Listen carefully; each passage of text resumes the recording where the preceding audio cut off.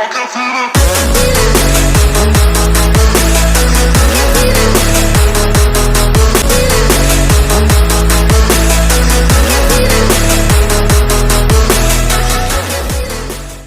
अर्सा पहले की बात है कि एक गांव था। उस गांव में एक लड़की रहती थी जिसका नाम तबस्सुम था। तबस्सुम इस गांव में अपनी सास और शौहर के साथ रहती थी। बहुत कम वक्त में तबस्सुम को ये एहसास हो गया था कि वो अपनी सास के साथ इस घर में नहीं रह सकती, क्योंकि तबस्सुम की और उसकी सास की शख्सियत बहुत मुख्तलिफ थी। तबस्सुम घर का सारा काम करती और जब काम से फारिग होती तो उसकी सास उसे फिर कोई ना कोई काम करने को कह देती थी। एक दिन तबस्सुम घर का सारा काम कर कर अपनी सास के कमरे में उनके पास आती है। तो तबस्सुम, तुमने घर का सारा काम कर दिया? हाँ जी सासू माँ, मैंने घर का सारा काम कर दिया। तो तबस्सुम, दोपहर होने वाली है तो तुम ऐसा करो कि दोपहर का खाना वगैरह बना लो। अरे सासू माँ, थोड़ी देर पहले ही तो नाश्ता किया है, इतनी जल्दी दोपहर का खाना बना लो? कभी मुझे भी आराम करने दिया करें।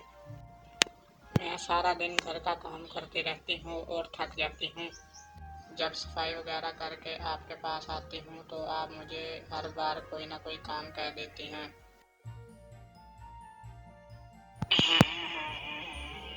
ये बुढ़िया पता नहीं कब मेरा पीछा छोड़ेगी।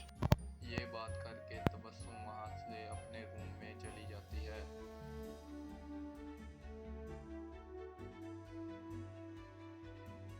ये बुढ़िया पता नहीं मुझे कब तक सताएगी।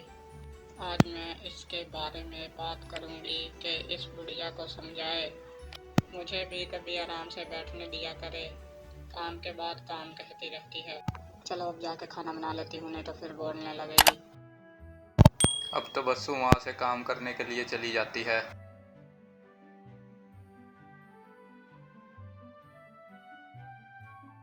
और तबस्सुम घर का सारा काम समेट कर अपने शौहर के आने की इंतज़ार में बैठ जाती है कि कब वो आए और मैं अपनी सास की शिकायतें लगाऊं।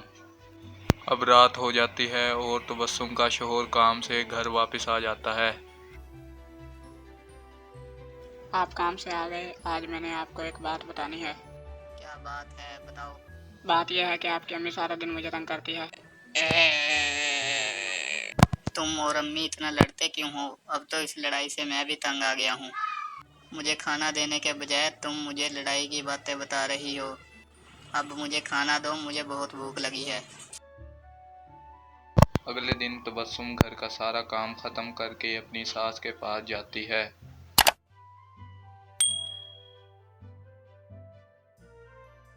तो तबस्सुम, तुमने घर का सारा काम कर लिया है, बस मुझे एक कप चाय बना दो।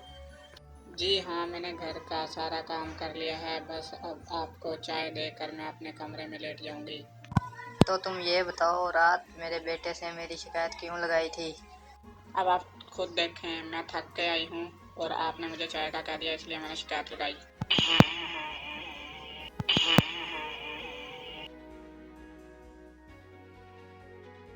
अब तबस्सुम वहां से चली जाती है और अपने रूम में आ जाती है और सोचती है कि सासू माँ का क्या किया जाए। सोचते सोचते इसे एक आइडिया आता है। मैं इस बुढ़िया को अपने डॉक्टर अंकल से जहर ला के दे देती हूँ, ताकि इस बुढ़िया से मेरी जान छूट जाए, ताकि मैं आराम से इस घर में रह सकूं।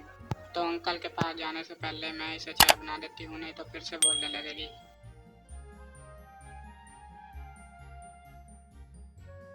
अब तबस्सुम वहां से चली जाती है और अपनी सास को चाय देकर डॉक्टर अंकल के पास आ जाती है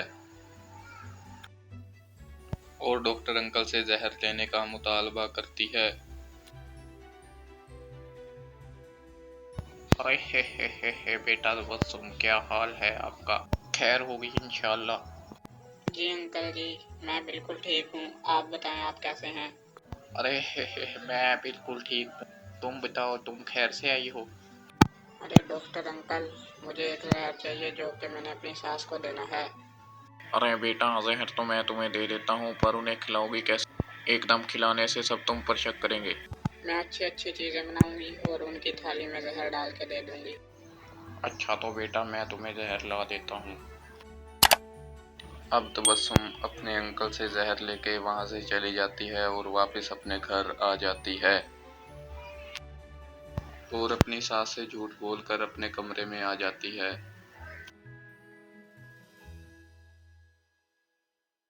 तबस्सुम, तुम आज दोपहर में कहाँ गई थी?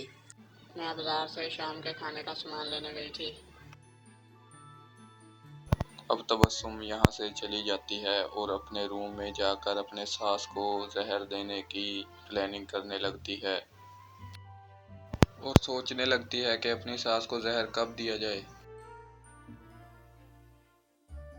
मुझे यह समझ नहीं आ रही, इस बुढ़िया को जहर आज रात को दूँ या कल सुबह को, ताकि इस बुढ़िया से जल्दी मेरी जान छूटे। ऐसा करती हूँ कि आज रात को कुछ अच्छा बनाती हूँ और इसकी थाली में जहर डाल के दे देती हूँ, ताकि कल सुबह तक ये मर जाए। अब तबस्सुम यहाँ से चली जाती है और जाकर रात का खाना वगैरह बनाने लगती है। जब रात हो जाती है तो खाना पेश करती है और अपनी सास की थाली में जहर डालकर उसे दे देती है। इसी तरह काफ़ी दिन बीत जाते हैं। तबस्सुम अपनी सास को हर रोज़ जहर देती रहती है। कुछ दिन में उसे अपनी सास का बर्ताव अच्छा लगने लगता है तो वो अपनी सास के पास जाती है। तो बेटा तबस्सुम, तुम ये बताओ कि तुमने घर का सारा काम कर लिया? अगर कर लिया है तो जाकर थोड़ी देर आराम कर लो। जी हाँ सासू माँ, मैंने घर का सारा काम कर लिया, सिर्फ बर्तन धोने वाले रह गए हैं जो कि मैं धोने जा रही हूँ। अरे छोड़ो बर्तनों को, बर्तन शाम को धुल जाएंगे, तुम जाकर थोड़ी देर आराम कर लो। अरे ठीक है सासू माँ, अब मैं थोड़ी देर आराम कर लेती हूँ। जब शाम होगी तो मैं बर्तन धो लूँगी और बाकी काम भी कर लूँगी। ठीक है, अब मैं अपने कमरे में जाके आराम करती हूँ। अब तबस्सुम यहाँ से चली जाती है और उसे एहसास होता है कि उसने अपनी सास को जहर देके एक गलती कर दी है, क्योंकि उसकी सास का बर्ताव पहले से बहुत अच्छा हो गया था। हाय, मैंने अपनी सास को जहर दे के बहुत बड़ी गलती कर दी। अब वो मर जाएंगी तो फिर क्या होगा। मैं ऐसा करती हूँ कि डॉक्टर अंकल के पास जाती हूँ और कोई ऐसी दवाई लाकर अपनी सास को देती हूँ जिससे जहर का असर ना हो।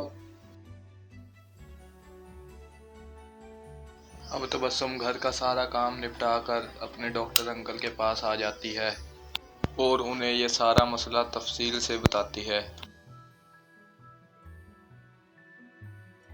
अरे बेटा तबस्सुम, आज फिर मेरे पास, उम्मीद करता हूँ खैर होगी। अरे डॉक्टर अंकल, आपसे जो मैं जहर लेके गई थी, एक मसला हो गया है। हो, मुझे बताओ क्या मसला हो गया है। अंकल जी, अब मुझे कोई ऐसी दवाई दें जिससे मेरी सांस पर जहर का असर ना हो।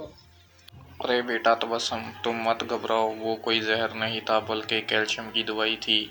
ओह शुक्र है, मैं अब उन्हें जहर नहीं देना चाहती। तो बेटा तबस्सुम तुम फिक्र मत करो, अब उन्हें कुछ नहीं होगा। तो इस तरह डॉक्टर साहब की अक्लमंदी की वजह से तबस्सुम की सास बच भी गई और उन दोनों में सुलह भी हो गई।